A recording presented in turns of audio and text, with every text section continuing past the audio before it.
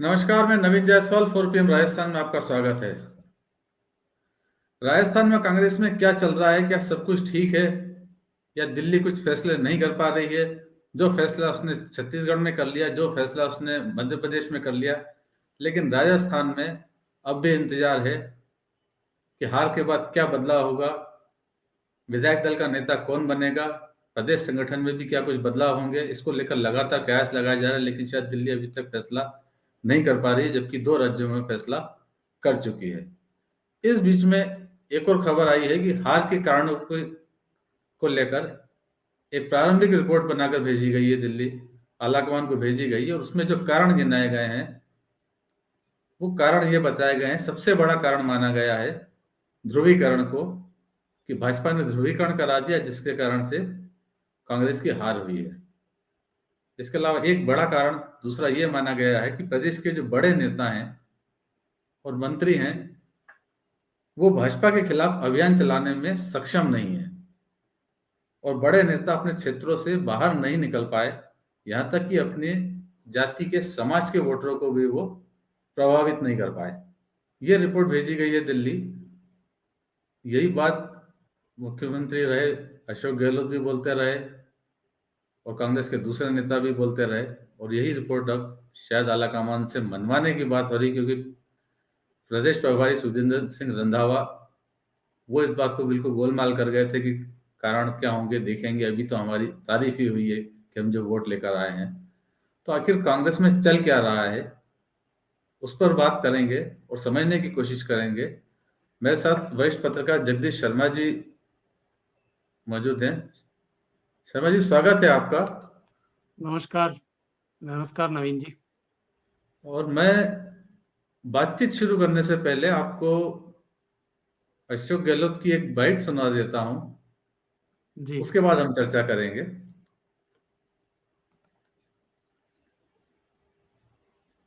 तो देश बड़ा, मुझे हारने का जितना गम नहीं है, दुख नहीं है, उतनी मुझे देश की चिंता है कि देश में हो क्या रहा है। ये मैं आपको मेरी ईमान से कहता हूँ, मेरी ईमान से कहता हूँ, मुझे हारने का दुख नहीं है, क्योंकि हार जीत तो मैंने पहले भी कई बार देखी है। मैंने मेरा फर्ज पूरा किया, अदा किया राजस्थान के अंदर, जो मुझे करना चाहिए था, जितना मेरी क्षमता थी, जितना मेरा प्रयास था, जितनी मेरी सोच थी, मैंने कमी नहीं रखी। फिर भी मान लो चुनाव में हम कामयाब नहीं हो पाए, ध्रुवीकरण के कारण में तो मानता हूँ बड़ा तो और भी गलतियाँ रही होगी, पर मुझे दुख नहीं है हारने का। जितनी मुझे चिंता है देश के अंदर जो कुछ हो रहा है, पूरा देश वाले को चिंतित होना चाहिए। जो चिंतित नहीं है उनको चिंतित होना चाहिए। जो आदमी का लोकतंत्र यकीन है, जो इंटेलेक्चुअल तो बेचारे है ही है, इसके अंदर बोल ही रहे हैं वो तो, हर इंसान जो है पढ़ा लिखा, उसको अपना ध्यान और जगह कहीं है तो हटा करके केंद्र बिंदु पे लाना चाहिए, देश पे लाना चाहिए। आगे आने वाली पीढ़ियों के फ्यूचर का सवाल है ये कि देश। जगदीश शर्मा जी, सर आपने ये बाइट सुनी होगी, और पहले 40 सेकंड के अंदर गहलोत 3 बार कह रहे हैं मुझे हारने का दुख नहीं है, मुझे बिल्कुल भी दुख नहीं है। मतलब वो विश्वास दिलाने की कोशिश कर रहे हैं कि उन्हें वाकई में दुख नहीं है। आखिर कहना क्या चाह रहे हैं मुख्यमंत्री? मुख्यमंत्री तो अब नहीं रहे, माफ कीजिए, अशोक गहलोत अब क्या कहना चाह रहे हैं दुख नहीं है कहकर? देखिए नवीन जी, आपको ध्यान होगा जब इलेक्शन से पहले लगभग 3 महीने पहले से ही अशोक जी ने कहना शुरू कर दिया था कि हम बहुत जोरदार तरीके से चुनाव लड़ेंगे। हमारी जो गारंटियाँ हैं, हमारे जो प्रोग्राम हैं, जो इतनी मतदाताओं के लिए उन्होंने इंसेंटिव्स घोषित किए थे, जो 20 या 50 इंसेंटिव्स थे, एक नहीं 20 से 50, और हम इनके बल पर दोबारा चुनाव जीत के आएँगे और मैं सरकार बनाऊँगा। ये उनका क्लेम था चुनाव से पहले, आपको याद होगा ये। और अब वो कह रहे हैं कि मुझे हारने का गम नहीं है। तो किस चीज़ का? वो कह रहे हैं मैंने पूरा जोर लगाया, अपनी कुव्वत से लगाया और अपनी मेहनत से लगाया, और तीसरा पॉइंट बोल रहे हैं अपनी सोच से लगाया। तो उनको चुनाव से पहले ये पता नहीं था क्या? सोच में कहीं आया नहीं था कि बीजेपी चुनाव कैसे लड़ती है? बीजेपी किस तरह से चीज़ें आएँगी सामने से? क्या राष्ट्रवाद की बातें शुरू होंगी? क्या राष्ट्रवाद को लेकर और नौजवानों को और महिलाओं को और इनको सबको जो है जोश भरा जाएगा और फिर चुनाव का निर्णय किया जाएगा? क्या भ्रष्टाचार की बातें होंगी? तो अशोक गहलोत कहाँ कमी महसूस कर रहे हैं? ये सोच क्यों नहीं पाए कि भ्रष्टाचार उनके टाइम पर इतना जबरदस्त था, उसकी चर्चा नहीं करेगी बीजेपी। मतलब सब कुछ कहती रहे कि कांग्रेस जो कर रही है बहुत अच्छी बात है, यही कहती। इस राजस्थान में इतना जबरदस्त कोहराम मचा है पिछले 2-3 साल में। देखो, एक तरफ तो क्राइम देखिए किस लेवल पर बड़ी-बड़ी घटनाएं हो रही हैं। बड़े-बड़े संगठनों के नेताओं को गोली मारकर भूना जा रहा है। महिलाओं का आए दिन 1-2 बलात्कार की घटनाएं आए दिन की बात हो गई है। सड़क से उठा के बच्चियों को ले जाया जा रहा है और उनके साथ बलात्कार कर और मारा जा रहा है ताकि वो मुंह नहीं खोल पाए उनके बारे में। ये अशोक गहलोत जी को मालूम नहीं था कि ये सब कुछ जो है अब चुनाव में उठेगा और वो निमट नहीं पाए इनसे ढंग से। पुलिस का वजूद नहीं बना पाए, अपनी सरकार का वजूद दिखा नहीं पाए पब्लिक के बीच में और क्रिमिनल्स के बीच में खासकर। दूसरी बात कि जो करप्शन था, किस लेवल पे करप्शन हुआ आप देखिए। पेपर बिक रहे थे यहाँ, लाखों बच्चों का भविष्य जिन दांव पर लगा होता है, वो पेपर, आरपीएससी का पेपर भी बिक रहा है। आप अंदाजा करिए कि उन लाखों बच्चों के ऊपर क्या गुजरी होगी। और ये मैं नहीं कह रहा हूं, कि उन्हीं की पार्टी के पूर्व डिप्टी सीएम सचिन पायलट ने कहा था, आपको ध्यान होगा, और उन्होंने कहा था कि ये आरपीएससी को मैं बदल कर छोड़ूंगा। इन बच्चों को उनका जो खर्चा खत्म हुआ है, हालांकि टाइम को तो मैं नहीं दे सकता, लेकिन जो कुछ भी उनका नुकसान हुआ है उसकी भरपाई करवाएंगे। क्या हुआ उन सबका? सब धरे रह गए। तो अशोक गहलोत तो समझ रहे थे कि केवल फिजिकल मेहनत करने से ही चुनाव जीत लिया जाता है। फिजिकल नहीं होता, मेहनत होनी चाहिए अपने दिमाग से। मेहनत होना चाहिए, उनको पता होना चाहिए अगर वो पॉलिटिशियन बढ़िया हैं, तो क्या-क्या मुद्दे चुनाव में आने वाले हैं उनके सामने और उनसे वो कैसे निपटने वाले हैं। जिस समय भारतीय जनता पार्टी या अपोजिशन ने उनके ऊपर इन मुद्दों को लेकर अटैक करना शुरू किया, अशोक गहलोत कुछ नहीं बोल पाए उनके आगे। बस आरोप ही लगाते रहे कि साहब प्राइम मिनिस्टर ने ये कर दिया, चाहे होम मिनिस्टर ने ये कर दिया, राजस्थान के बीजेपी नेताओं ने ये कर दिया। तो वो चुनाव लड़ने आए हैं, वो यहाँ भजन करने या कोई सेवा भाव दिखाने थोड़ी आए हैं। चुनाव में तो यही होता है, वो अपने मुद्दे उठाएंगे और आपको घेरेंगे चारों तरफ से। तो अशोक गहलोत को अब दुख किस बात का नहीं है? दुख तो इसलिए नहीं है उनको कि पिछली दफे वो केवल 21 ही सीटें जीत पाए थे अपनी सरकार के बाद। इस बार कम से कम 76 तक तो पहुंचे। जो राजस्थान के प्रभारी महामंत्री हैं सुखजिंदर सिंह रंधावा, वो भी कह रहे हैं कि देखो हम वोट में तो अच्छे हैं। अच्छे इसलिए बोल रहे हैं क्योंकि कांग्रेस के जो मुख्यालय है, जो आला कमान है, जो बड़े नेता दिल्ली में बैठते हैं, वो तो अंदाज लगा रहे थे आपके 21 नहीं तो 31 आ जाएंगी, 41 आ जाएंगी। इससे ज्यादा अशोक गहलोत क्या कर पाएंगे? लेकिन देखो हाल अच्छा हुआ कि 76 सीटें आ गई उनकी। ये कम उपलब्धि नहीं मानता मैं, क्योंकि आपको ध्यान होगा इससे पहले वाली टर्म में वसुंधरा राजे को 76 सीटें आई थी, 73 सीटें आई थी, 76 भी नहीं बल्कि 73 ही आई थी। तो ऐसी सूरत में अशोक गहलोत किस चीज का दुख मना रहे हैं? उनको तो खुश होना चाहिए कि बेहतर तरीके से वो कर गए और उनका जो निरंकुश और जिसको कहना चाहिए निष्क्रिय शासन, उस निष्क्रिय शासन के बावजूद इतना आ गया, जिसके लिए कि वो अब शिकायत कर रहे हैं बीजेपी वालों ने जो है ध्रुवीकरण कर दिया था। वोटों का ध्रुवीकरण तो होता ही है, आप टिकट देने से ही ध्रुवीकरण शुरू कर देते हो। जब पार्टी टिकट देती है, मैं ये नहीं कह रहा कि बीजेपी नहीं कर रही है, दोनों जब पॉलिटिकल पार्टीज टिकट देती हैं तो ध्रुवीकरण के आधार पर ही तो टिकट दे रहे हैं कि ये एरिया जो है गुजरों बाहुल का है तो गुजर को टिकट दे दो, ये जाटों का एरिया है तो जाट को टिकट दे दो, ये ब्राह्मणों का एरिया है तो ब्राह्मण को टिकट दे दो। ये ध्रुवीकरण नहीं तो और क्या है? क्यों देते हो ऐसे टिकट? योग्यता के आधार पर क्यों नहीं देते? तो दुख किस बात का होगा? अब तो दुख इनको होना ही नहीं चाहिए, सचमुच में नहीं होना चाहिए। नवीन जी, जगदीश जी, आपने जो बात कही कि अंत में ये बोलने लगे थे, आपको ध्यान होगा पिछले 4 सालों के अंदर अशोक गहलोत ने कई बार ये बात कही कि हम हर बार अच्छा काम करते हैं, राजस्थान की सरकार अच्छा काम करती है, उनकी सरकार अच्छा काम करती है, लेकिन फिर भी पब्लिक वोट नहीं देती और हार जाते हैं। पहले भी ऐसा हो चुका है। वो ये 4 साल तक ये बात लगातार बोलते रहे। चुनावी साल के अंदर आकर उन्होंने ये बात बोलना बंद की और फिर ये उनकी समझ में परिवर्तन कैसे आया कि जो कल तक ये मान रहे थे कि राजस्थान उनकी सरकार रिपीट नहीं होगी, अंतिम समय में वो बोलने लगे कि केरल की में अगर सरकार चुनाव जीत सकती है कोरोना में, कोविड में अच्छा काम करके, तो यहाँ पर भी जीत सकती थी, या फिर एक रणनीति थी या क्या था ये? अब उनका परिवर्तन कैसे हो गया था? देखिए, मैं फिर आपको अशोक जी की बात पर लेकर चलता हूँ। उन्होंने 3 बातें की। मेरी समझ, मेरी जितनी ताकत है, हिम्मत है, उसके आधार पर और मेरी सोच।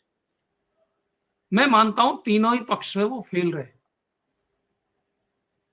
कौन-सी उनकी समझ क्या थी? समझ रहे थे वो राजस्थान में क्या हो रहा था और वो अच्छे काम किए। कौन से अच्छे काम किए, मैं यही तो कह रहा हूँ। कितनी गलतफ़हमी में रहते हैं नेता लोग। अच्छे कौन से काम किए उन्होंने? क्या आए दिन बलात्कार हो रहे थे, ये अच्छा काम था राजस्थान सरकार का, गहलोत सरकार का? क्या पेपर लीक हो रहे थे एक के बाद एक, 19 पेपर लीक हुए? क्या ये अच्छा काम था? आए दिन दफ्तरों में भ्रष्टाचारी पकड़े जा रहे थे, क्या ये अच्छा काम था? उनके मंत्रियों तक पे आँच आई। आप सोचिए क्या हाल है। उनके मंत्री तक नहीं बच पाए। इससे ज़्यादा और क्या भ्रष्टाचार था? आप ये जल जीवन मिशन में जो पैसा मिला था, उसकी क्या लूट-खसोट हुई है और ईडी और सीबीआई ने जो है छापे मारे हैं इनके ऊपर और पैसा पकड़ में आया है उनके घर से। तो ये मामूली बात थी? ये अशोक जी को समझ में नहीं आ रहा था क्या? ये सब चीज़ें ही तो पब्लिक का मानस बनाती है कि वोट किसको देना है। पब्लिक कैसे तय करती है कि हमको वोट किसको देना चाहिए? तो ये जो कुछ भी किया है तो अशोक गहलोत जी के जो है ना, वो समझ में थोड़ी गड़बड़ है। कहीं कमी रह जाती है उनकी समझ में कि हम अच्छा काम करते हैं, अच्छा काम क्या कर दिया आपने? कौन-सा अच्छा काम कर दिया? देखिए जैसे पेंशन है, वो पेंशन पहले भी बुजुर्गों को दी जाती थी, उसकी मात्रा मान लो ₹100 है या ₹500 है, इन्होंने 1000 कर दिए। तो हमने हज़ारों लाखों को जो है पेंशन दे दी। एक एक्टिविटी जो ऑलरेडी चल रही है उसको थोड़ा-सा आपने प्रमोट कर दिया। आपने जो मोटे-मोटी चीज़ें हैं, वो 25 लाख रुपए का चिरंजीवी बीमा, वो बहुत महत्वपूर्ण था। वो अच्छा काम था मैं मानता हूँ। फिर गैस का सिलेंडर आपने ₹500 का किया, वो अच्छा काम था। गरीबों के लिए बहुत महत्वपूर्ण है, ₹500 में ही अगर सिलेंडर मिल जाए, जो कि सिलेंडर 1100-1200 तक पहुँच गया था एनडीए गवर्नमेंट की सरकार में, मतलब इसी सरकार में। तो उसको अगर आपने सस्ते में उपलब्ध कराने का फैसला कर लिया था, तो वो अच्छा काम था। इस तरीके से कुछ 2, 3, 4 काम तो अच्छे थे। ये तो बढ़िया थे, इसकी जो है सबने प्रशंसा भी की है, इसको हाथों-हाथ लिया। लेकिन जो सरकार चलाने के बड़े काम हैं, जिनसे लोगों का सड़क पर चलना दुर्लभ हो गया था। गैस का सिलेंडर लेने जाएगा और आदमी के ऊपर बीच में ही कोई आपराधिक घटना हो गई, तो वो क्या करेगा? गैस का सिलेंडर लेके आके आएगा या अपनी जान बचाएगा? बताइए, ऐसे-ऐसे मामले थे। करप्शन का इतना बड़ा हाल था कि अब तक योजनाओं में अब तक खुलासा हो रहा है किस किस योजना में कितने पैसे खा गए, किस में क्या हो गया। आज आपने एक अखबार में खबर पढ़ी होगी कि बच्चों के लिए दूध अब पहुँचा है। ये 1 साल पुराना डिसीजन था। अब अशोक जी ने तो अपने कागज में दस्तखत कर मान लिया कि मैंने बहुत बढ़िया डिसीजन कर दिया, बहुत ही अच्छे काम किए, लेकिन उसका तरीका क्या है देखिए। तरीका ये है कि सरकार बदल गई, उसके बाद जाकर दूध स्कूलों में पहुँच रहा है। मतलब घोषणा इन उन्होंने दोनों में काफ़ी की, फ़र्क है। लेकिन उसका अमल उस तरह से नहीं कर पाए जिस तरह से अमल करना चाहिए था, जो इम्पैक्ट पैदा करता और जो वोटरों को बूथ तक पहुँचाता और कांग्रेस के पक्ष में वोट दिला पाता। अब ये रिपोर्ट की जो बात है, रिपोर्ट में कहा जा रहा है कि बड़े नेता प्रभाव पैदा नहीं कर पाए, भाजपा के खिलाफ अभियान चलाने में सक्षम नहीं है। अब ये बड़े नेता कौन हो गए? अशोक गहलोत, सचिन पायलट, प्रदेश कांग्रेस अध्यक्ष गोविंद सिंह डोटासरा, जितेंद्र सिंह, या बड़े नेता और कौन बचे हैं? फिर क्या मंत्रियों की बात हो रही है? हाँ, बड़े नेता और कौन से हो सकते हैं? हो सकता है कि ये दिल्ली वालों के ऊपर अपनी हार का ठीकरा फोड़ना चाहते हो।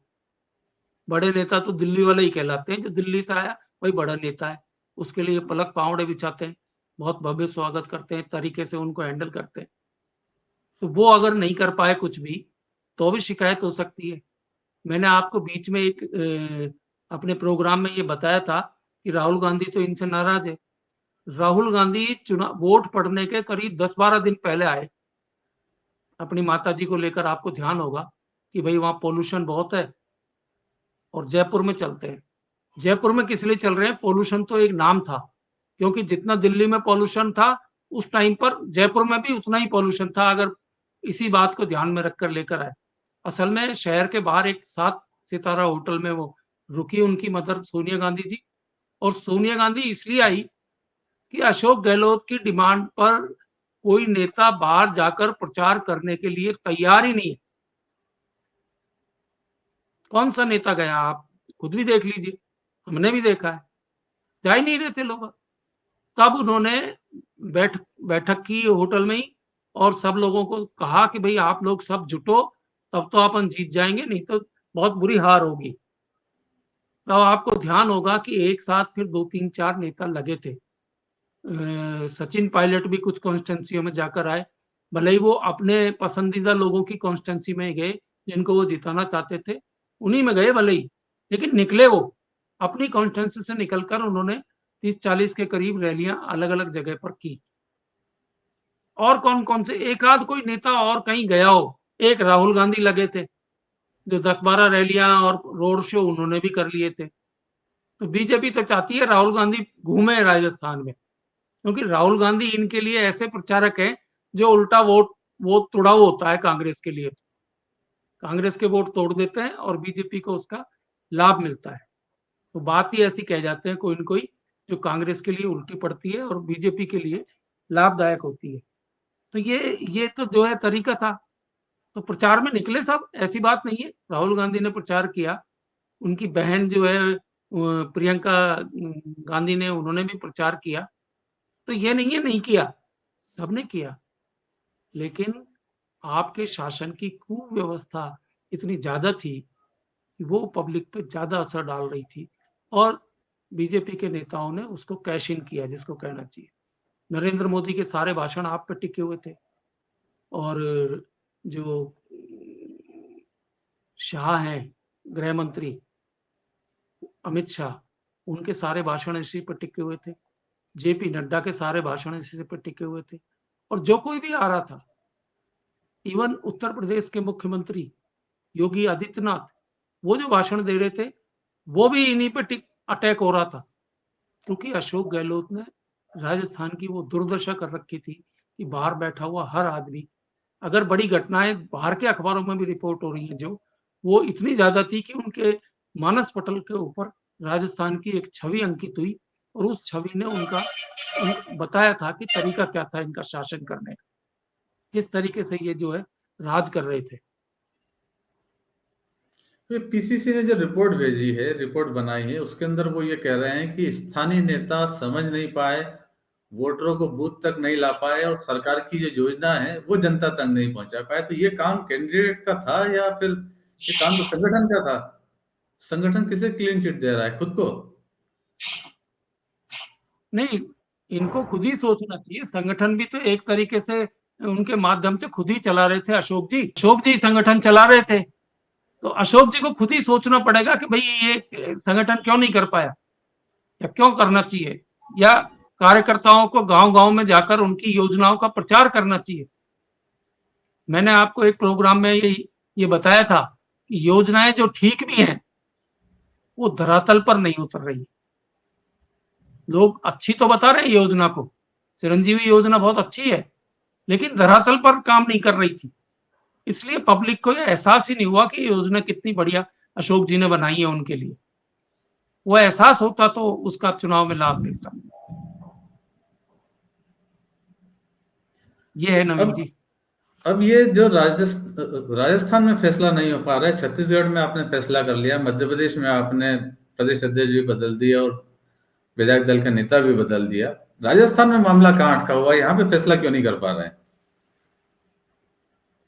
फैसला मेरे ख्याल से इसलिए नहीं हो पा रहा है कि राजस्थान के नेताओं में अभी तक भी एका नहीं है, अभी तक भी वो अलग अलग ग्रुपों में है। और दूसरी बात कि राजस्थान के बारे में उनको पिक्चर कुछ और बताई जा रही है और असल में कुछ और हुआ। तो ये जो आकलन है केंद्र नेताओं का, उसकी वजह से केंद्र जो है अभी तक बहुत सारे व्यामोह में है कि क्या करें, तय नहीं कर पा रहे। मान लीजिए कि सचिन पायलट को विधायक दल का नेता चुना जाता है, लीडर ऑफ अपोजिशन बनेंगे वो। अगर उनको बनाया जाता है लीडर ऑफ अपोजिशन तो वो कुछ एक्ट करेंगे, तो फिर अशोक जी क्या करेंगे? अशोक जी को तो दिल्ली वाले भी अपने यहाँ लेने के लिए तैयार नहीं है कि भाई यहाँ आकर बैठ जाओ, आपको हम कुछ बड़ा काम दे देते हैं। छोटी मोटी कमेटियों में उनको जगह दी जा सकती है, लेकिन उनको कोई बड़ा मुख्य पद नहीं दिया जाएगा, जैसा कि पहले इनको मिलते रहे। इनको तो अध्यक्ष पद ऑफर हुआ था खुद, तो खुद ने ही अपने पैरों पर कुल्हाड़ी मारकर उसको डिसोन किया था। ये तो खुद ही सोचना पड़ेगा ना, इसलिए ये फैसला नहीं हो पा रहा है। क्योंकि ऐसा नहीं हो कि जैसा 25 सितंबर को पिछले बार हुआ था, 1 साल पहले 25 सितंबर 2022 को, जब आला कमान के भेजे हुए ऑब्जर्वर, जिनमें कि आज के कांग्रेस प्रेसिडेंट भी शामिल है, खड़गे साहब, वो उनको भेजा और उनको मीटिंग नहीं करने दी अशोक गहलोत ने। अशोक गहलोत के बारे में फैसला इसीलिए नहीं हो रहा है कि इनको अगर हम कोई अधिकार दें, कुछ फैसला करें, तो वो आगे जाके क्या करेंगे, अविश्वसनीय हो गए ये ऑर्गेनाइजेशन के लिए। अशोक जी एक तरीके से अविश्वसनीय हो गए हैं। आपको ध्यान है, मैं बताता हूं, देखो कि जब टिकटों का फैसला हो रहा था तो खड़गे जी नहीं बैठते थे उस मीटिंग में, जो पार्टी प्रेसिडेंट है वो नहीं, सोनिया गांधी और राहुल गांधी बैठते थे, जब एक तरीके से दोनों ही किसी पद पे नहीं है पार्टी में, वो केवल वैसे ही आला कमान है। और जब मीटिंग में जो है कुछ लोगों के टिकट के ऊपर बातचीत हुई तो राहुल गांधी ने अशोक जी से कुछ पूछा कि ये तो वही लोग है ना, मतलब उनका रेफरेंस देकर, तो अशोक गहलोत जोर जोर से चिल्लाने लगे उस मीटिंग में। सोनिया गांधी ने पहले तो राहुल को चुप किया कि कीप क्वाइट, और फिर अशोक जी से कहा कि अपनी आवाज को धीमा रखिए, तेज चिल्लाने की जरूरत नहीं। आप बोलिए कि जिस मीटिंग में जिस पार्टी के इतने बड़े बड़े पदाधिकारी हो, वहां इस लैंग्वेज में बात हो रही हो, तो कितना तनाव होगा आपस में। इसलिए फैसला नहीं हो पा रहा है। ये फैसले के बीच भी यही कारण है कि वहां हम करेंगे कोई फैसला तो वो किस तरीके से प्रभावी होगा कि नहीं होगा, या कोई अब छोटे से विधायक दल में भी एक विद्रोह खड़ा हो जाए कहीं, ऐसा नहीं हो। तो ये शायद इसलिए आला कमान कोई रास्ता ढूंढने में लगा हुआ है, किस तरीके से करें इसको। फैसला वगैरह नाम वाम सब तय हो गया है, इम्प्लीमेंटेशन कैसे करना है उसकी राह देखी जा रही है। तो सब नेताओं को कॉन्फिडेंस में लिया जाएगा, इंक्लूडिंग अशोक गहलोत और सचिन पायलट, तब उसके बाद फैसला होगा। ठीक है, विवाद मतलब कांग्रेस में अभी भी जारी है और फैसला लेना, आखिरकार फैसला तो लेना ही पड़ेगा, आज नहीं तो कल पार्टी को फैसला लेना होगा। तो बातचीत करने के लिए बहुत बहुत शुक्रिया जगदीश शर्मा जी, आपका बहुत बहुत धन्यवाद। Thank you. अशोक गहलोत के कारण ही शायद मामला उलझा हुआ है, सचिन पायलट के कारण मामला उलझा हुआ है। पार्टी कुछ तय नहीं कर पा रही है कि आखिर राजस्थान के अंदर शांतिपूर्वक परिवर्तन कैसे किया जाए। इस बीच में खबर आ रही है दिल्ली से कि इंडिया गठबंधन के में अलायंस को लेकर कांग्रेस ने एक बड़ी कमेटी बनाई है 5 सदस्यों की, इसके अंदर भी अशोक गहलोत को शामिल किया गया है। मुकुल वासनिक उसके कन्वीनर होंगे, इसके अलावा सलमान खुर्शीद, मोहन प्रकाश और भूपेश बघेल भी उसके सदस्य होंगे। यानी अशोक गहलोत अब दिल्ली की राजनीति में भी अपने पैर पसारने की कोशिश जरूर करेंगे, वहां वो सक्रिय होंगे, जैसा कि वो हर बार जब मुख्यमंत्री पद छोड़ने के बाद में जब वो विपक्ष में होते हैं तो वो दिल्ली में ज्यादा सक्रिय होते हैं। तो फिलहाल इस वीडियो में इतना ही।